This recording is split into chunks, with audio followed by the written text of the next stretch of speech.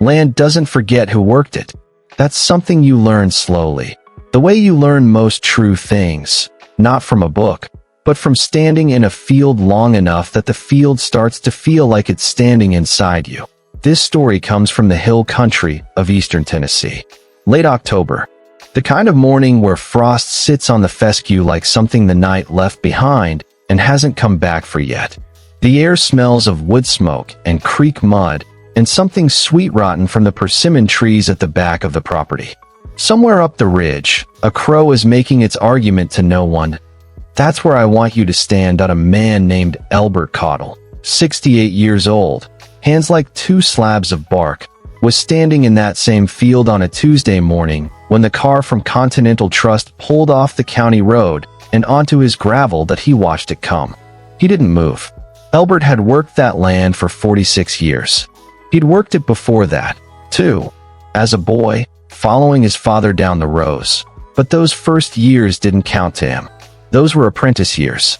The real work started in 1978 when his father handed him the deed and said, "Don't let it go soft." He hadn't.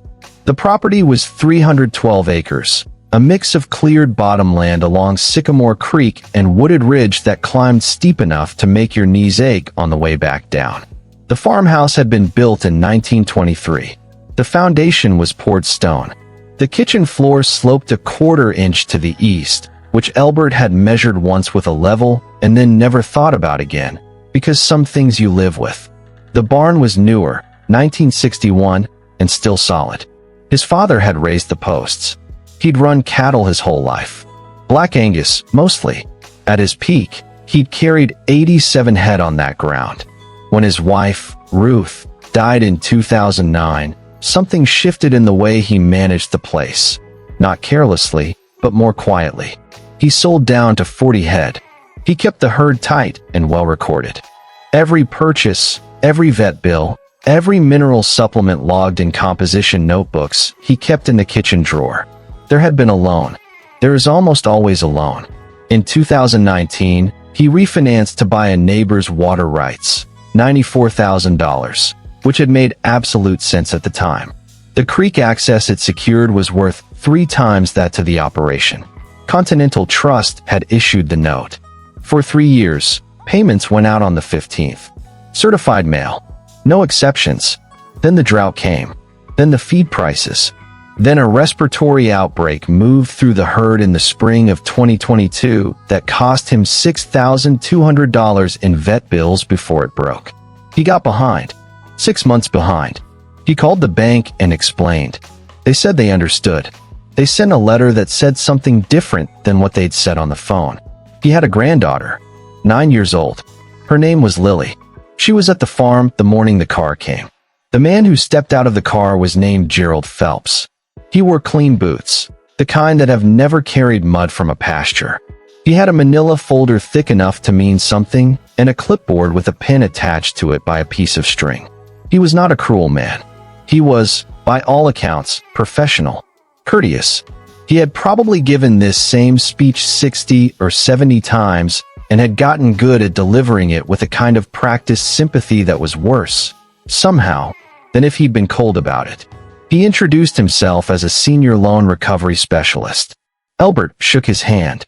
Phelps explained the situation, the accumulated arrears, the default timeline, the county filing, while looking mostly at his clipboard. He mentioned that the bank had commissioned a property appraisal. The appraisal had come back at $1.1 million for the land and improvements. The outstanding balance plus penalties was $141,000. Under the recovery plan, Elbert would have 90 days to cure the default. If he could not, the bank would move to auction. Elbert said, "That appraisal account for the water rights." Phelps flipped a page. He said he believed the appraisal had been conducted using standard comparable sales in the county. He said it in a way that meant yes, he was sure, and also that the question, while reasonable, had already been considered by people more qualified to consider it. He thanked Elbert for his time.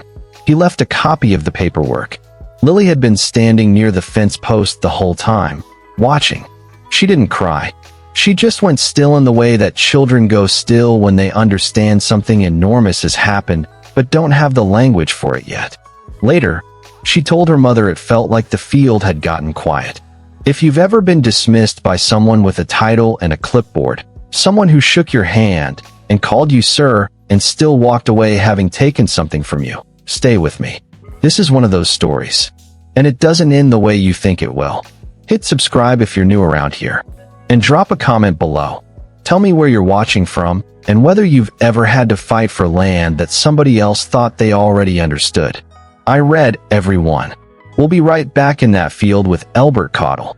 What Elbert did next, he did alone. He didn't call a lawyer first. He didn't call his son, who lived in Knoxville and would have panicked. He went inside, made a cup of coffee, sat at the kitchen table, and pulled out the drawer where he kept his notebooks. There were 11 of them, spiral-bound, college-ruled, Mead brand, with the marbled black and white covers. Every one dated on the front. He went back to 2019. The first thing he found was the original deed amendment, the one that documented the water rights purchase. It had been filed with the county register in March of 2019. What it established, in plain recorded language, was a riparian easement along 2,200 linear feet of Sycamore Creek with exclusive agricultural use rights. He wrote that down on a fresh page. He underlined it twice. He went outside and walked the creek. He had walked it 1,000 times, but this time he walked it the way a stranger might walk it, looking at it. What he noticed, at the southern bend where the creek widened before the Henderson's fence line, was that 3 years of sediment had built a natural filtration shelf along the bank. He'd seen it build up slowly. He measured it with a tape measure he'd pulled from his jacket pocket. 18 feet across at the widest point, the bank above it clean and stable. He wrote the measurement down. He noted the GPS coordinates from the old Garmin unit he kept clipped to his belt. He went back to the barn. The old tractor, a 1974 Massey Ferguson 165 that had belonged to his father, that still ran, that he had never sold because some things you don't sell, had been parked near the back wall for 2 seasons. He'd been using the Kubota M5 for daily work. But the Massey Ferguson mattered right now because of what was bolted to its front loader arm, a hydraulic auger attachment that had been used in 2021 to install fence posts along the creek boundary. Elbert had logged that work. Date, depth, measurements, the spacing of each post. He knew exactly where the fence ran, and he knew, from those measurements, that it ran 17 feet beyond what the county's parcel map showed as the property boundary. He wrote that down too. The third thing he found took him 2 days. He pulled the original 1978 deed, the one his father had passed to him, and compared it against the parcel survey the bank's appraiser had used. The bank had used a 2004 county reassessment map, but the 1978 deed referenced a meets and bounds survey from 1951, which described the southern parcel boundary by reference to a creek marker stone that was still there, still in the ground, still readable if you got down on your knees in the mud at the right bend and looked. Elbert got down on his knees. He took a photograph with his phone. He wrote the inscription down in the notebook. Then he called a lawyer. The meeting was held in the conference room of a law office in Morristown. Continental Trust sent 2 people, Phelps and a woman named Diane, who was introduced as a regional asset manager. The bank's appraiser was not present, which turned out to matter. Elbert's attorney, a quiet woman named Hartley, who had grown up 2 counties over and knew what creek markers looked like, laid 3 things on the table. The 1951 Meets and Bounds survey, Elbert's notebook, open to the page with the creek coordinates and the boundary measurements, and a photograph of the marker stone. What those 3 things showed, taken together, was that the bank's appraisal had used the wrong parcel boundary. The 2004 county reassessment had redrawn the southern line of the property, an administrative correction that had never been validated against the original deed. The actual parcel, per the legal description in the 1978 deed and confirmed by the 1951 survey, included an additional 23 acres of creek bottomland that had not appeared in the appraisal. The water rights attached to those 23 acres alone, the riparian easement, the filtration shelf, the creek access, had been independently valued in a similar transaction 2 counties over at $190,000. The correct appraisal of Elbert's property was not $1.1 million. It was closer to $1.4 million. Phelps looked at the photograph of the marker stone for a long time. He looked at it the way someone looks at something when they are recalculating everything quietly behind their eyes. Diane asked one question about the county reassessment date, and when Hartley answered it, the room went quiet. Not dramatically quiet, just the kind of quiet where everyone in the room is doing arithmetic and none of it is coming out the same as before. The outstanding balance of $141,000 against an accurately valued property of $1.4 million placed Elbert's loan-to-value ratio at just over 10%, well within standard restructuring parameters. Continental Trust's own lending policy provided for hardship restructuring at that ratio. Diane knew that. She didn't need it explained to her. The bank restructured the loan. 18 months of deferred payments added to the back end of the note. No penalties. No fees. Elbert signed the papers and went home. He told his son what had happened about a week later. Over the phone, his son said, "Dad, why didn't you call me?" Elbert said he hadn't wanted to worry him before there was something to report. Word moved through the county the way things move through small counties. Not fast, but inevitable. By Thanksgiving, 2 other farm families had called Hartley's office. One of them had a boundary question. One had a water rights issue of a different kind.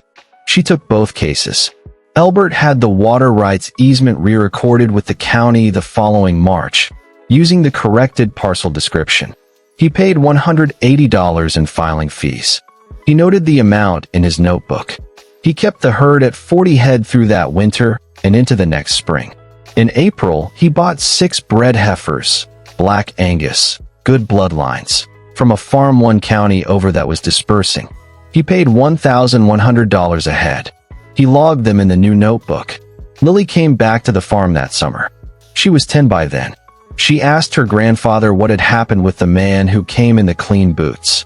Elbert thought about how to answer that for a moment. He said he didn't know where the line was. We showed him. She seemed to find that satisfying. She went back to feeding the bottle calf she'd named Gerald, which Elbert pretended not to notice. There is something about land and memory that resists simplification. A parcel map is a piece of paper. A deed is older than most of the people who handle it. A marker stone set in the ground in 1951 by a surveyor whose name nobody remembers anymore. That's something else entirely. That's the past refusing to be reclassified. Elbert Caudill didn't save his farm because he was clever, exactly. He saved it because he had been paying attention for 46 years and had written things down. Because his father told him not to let it go soft, and he had understood that instruction to mean more than the grass.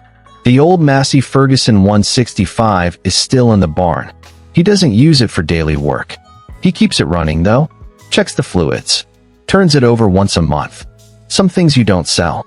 The frost still comes to that field in October. The creek still runs at the southern bend where the sediment built its shelf. The crow still makes its argument from the ridge. And the line is right where the stone always said it was.